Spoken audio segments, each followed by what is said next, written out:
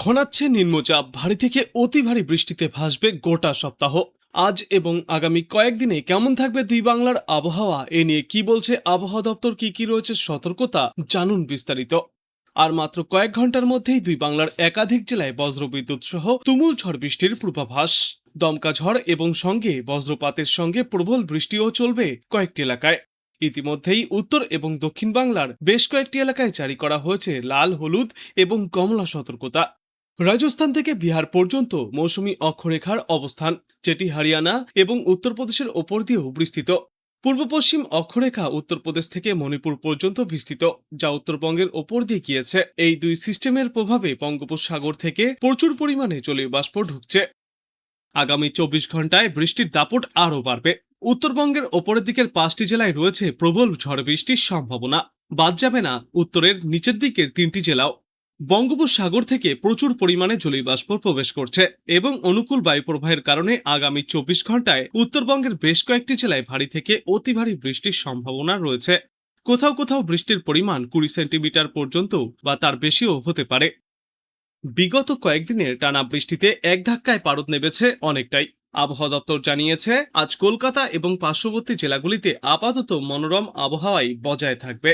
তবে দক্ষিণবঙ্গে যখন মেঘবৃষ্টির জেরে আবহাওয়া অনেকটাই মনোরম, তখন উত্তরবঙ্গের ছবিটা ঠিক উল্টো।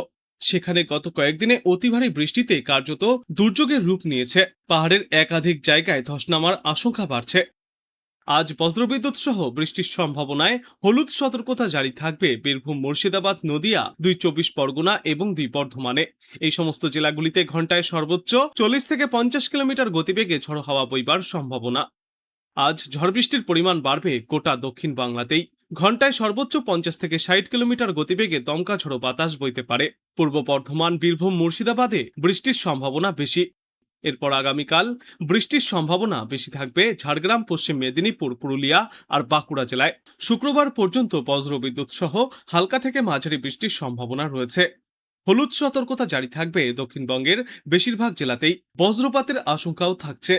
শুক্রবার থেকে ভারী বৃষ্টির আশঙ্কা, ভারী বৃষ্টির সম্ভাবনায় হলুদ সতর্কতা জারি থাকবে দক্ষিণ 24 পরগনা এবং পূর্ব মেদিনীপুরের মতো উপকূলবর্তী জেলাগুলিতে।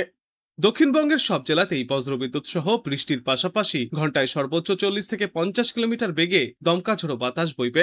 কলকাতায় সপ্তাহান্তে ভারী বৃষ্টির সম্ভাবনা রয়েছে। সকাল থেকেই আংশিক মেঘলা আকাশও দেখা যাবে প্রায় প্রত্যেক দিন। কখনো কখনো আংশিক মেঘলা আকাশও দেখা যেতে পারে, তবে বৃষ্টি হলেও গরম এবং অস্বস্তি বজায় থাকবে।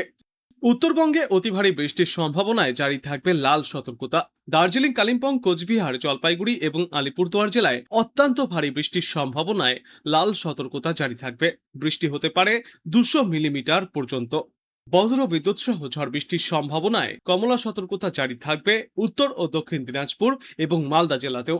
দার্জিলিং সহ বাদবাকি জেলাগুলিতেও ভারী বৃষ্টির সম্ভাবনায় লাল এবং কমলা সতর্কতা জারি থাকবে। আজকের পর আগামী 48 ঘন্টায় দার্জিলিং, কালিম্পং, জলপাইগুড়ি, আলিপুরদুয়ার এবং কোচবিহার জেলাতে অতিমাত্রায় ভারী বৃষ্টির সম্ভাবনায় কমলা সতর্কতা জারি থাকবে। বৃষ্টিপাত হতে পারে 200 মিলিমিটার পর্যন্ত। উত্তরবঙ্গের বাদবাকি জেলাগুলিতেও থাকবে দুর্যোগ মুখর আবহাওয়া।